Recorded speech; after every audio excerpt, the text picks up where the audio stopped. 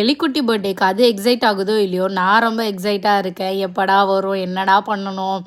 என்னலாம் செஞ்சு குடுக்கலாம்? என்ன ட்ரெஸ் வாங்கலாம்? அவன ஹேப்பியா வச்சுருக்கணும் அப்படின்லாம் தோணும்.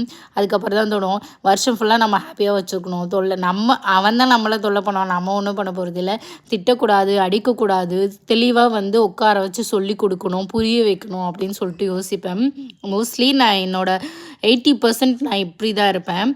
மீதி எப்பயாச்சும் தான் ரொம்ப ஃப்ரஸ்ட்ரேஷன் ஆச்சுன்னா கத்தி விட்டுருவேன். அடிக்க மாட்டேன்.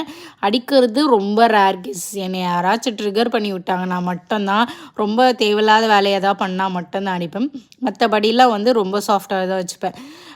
இப்போ முன்னாடிலாம் வந்து என் பர்த்டே அப்போது சின்ன வயசில் ரொம்ப எக்ஸைட்டடாக இப்போ ஒரு மாதத்துக்கு முன்னாடியே ட்ரெஸ் எடுத்துட்டா அதை கிழியிற அளவுக்கு போட்டு போட்டு போட்டு தேய்ச்சிடுவோம். அதுக்கப்புறம் பர்த்டே அன்னைக்கு போடும்போது பழைய ட்ரெஸ் மாதிரி ஆகிடும். இதுக்கு எதுக்குடா வாங்கினேன் அப்படின்ற மாதிரி தான் இருக்கும்.